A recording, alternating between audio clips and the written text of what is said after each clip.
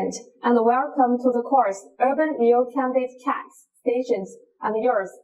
According to the spatial positioning of station buildings, stations generally consist of the main station structure, entrances and exits and passengers, ventilation ducts and ventilation pavilions, which only underground stations have, and other ancillary buildings.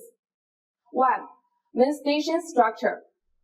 The main station structure is the designated area where trains come to a stop.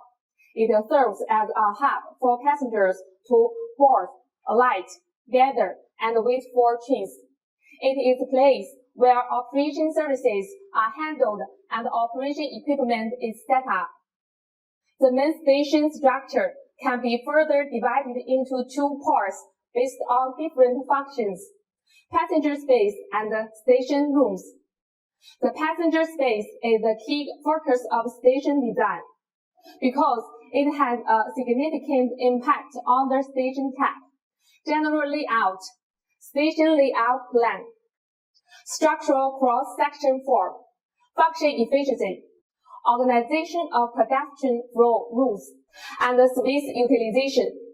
In design of the passenger space, it is important to consider the rationality of passenger flow route arrangement to ensure that passengers can conveniently and efficiently enter and exit the station. The passenger space can be further divided into unpaid area and paid area.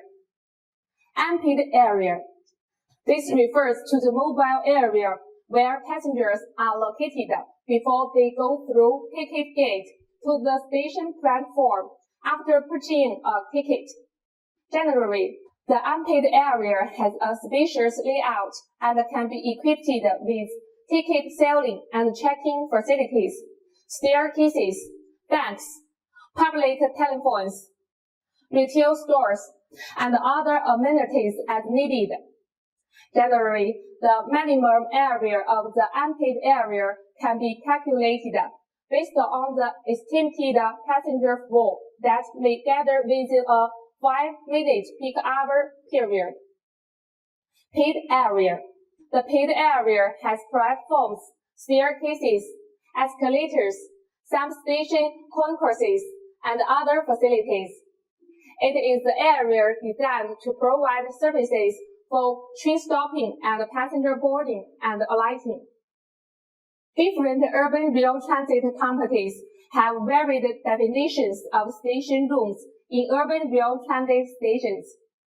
Generally speaking, the station rooms include equipment rooms, operation management rooms, and auxiliary rooms. According to the number of the passenger flow, rooms of commercial use can be set up without affecting passenger flow distribution. Equipment rooms are necessary to ensure that smooth operation of trains and maintain a favorable environment within the station, and promptly eliminate any accidents or disasters that may occur. Equipment rooms are designated areas for housing equipment and conducting routine equipment maintenance and serving. They are categorized into different types, such as automatic fare correction rooms, communication machinery rooms, signal machinery rooms, environmental control power distribution rooms, lighting power distribution rooms, low voltage power distribution rooms, battery rooms, environmental control machinery rooms,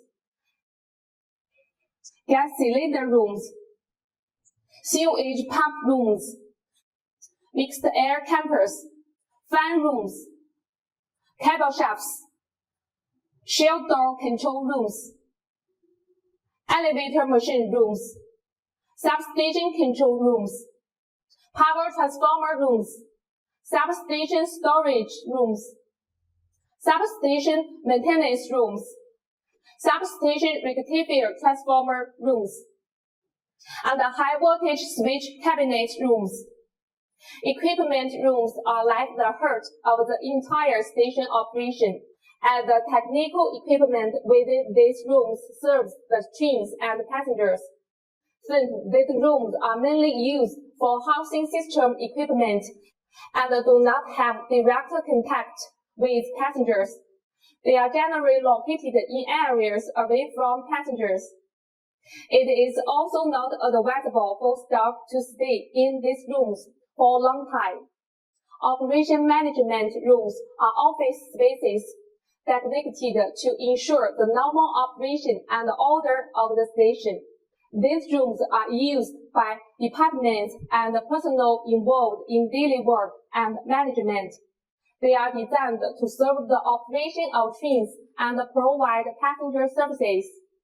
The station control room, which is called the control room for short.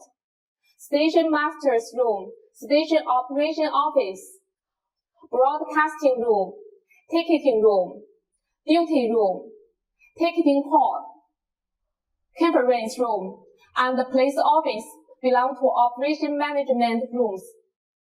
The station control room is the center of station operation and management. It is typically located on the concourse level of the station, positioned at the end with the highest passenger flow. The station control room is elevated and equipped with closed-circuit television monitoring equipment, allowing for monitoring of areas with high passenger flow, such as ticket selling area, ticket checking area, stairs, and escalator entrances on the concourse level. The station control room is equipped with anti-static raised floor.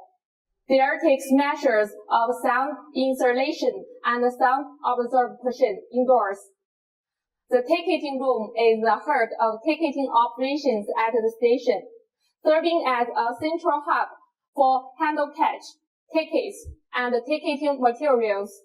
The primary function of auxiliary rooms are handling various travel-related services and providing information related to passenger travel for passenger.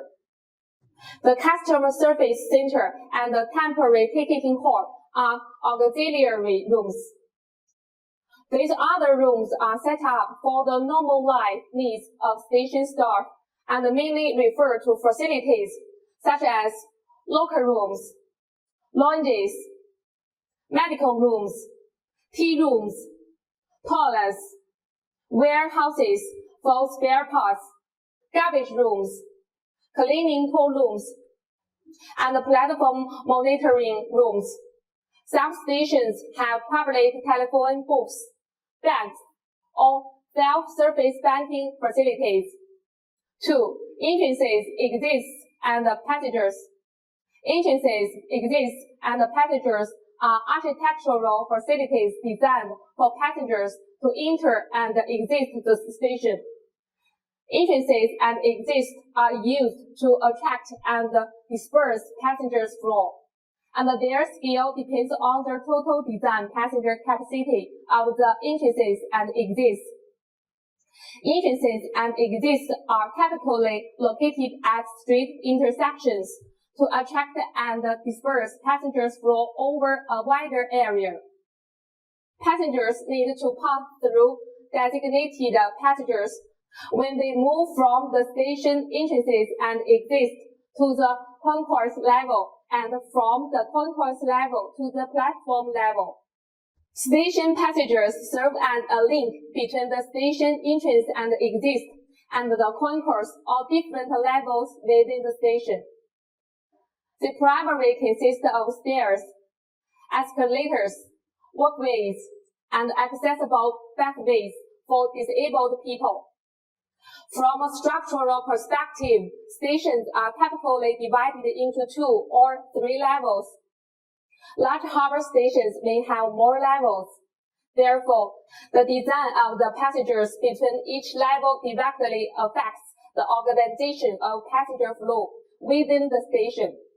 The design of passengers should primarily be based on the flow of passengers' movement and follow 2 principles: minimizing the crossing of passenger flow lines between entering and exiting the station, and minimizing the walking distance for passengers from the entrance and exit to the platforms. 3. Ventilation ducts and pavilions. Ventilation ducts and pavilions are necessary considerations for underground stations to ensure a comfortable underground environment. Stations are places where passengers gather, especially underground stations. Due to the dense crowds and relatively close environment, station air quality is prone to pollution.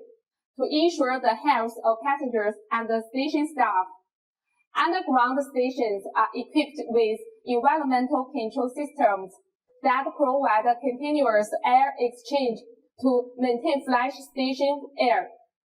Therefore, corresponding ventilation ducts and pavilions are installed to facilitate ventilation and air circulation. Today, we learned about the composition of urban rail transit stations. That's all for this lesson. Thanks for your attention.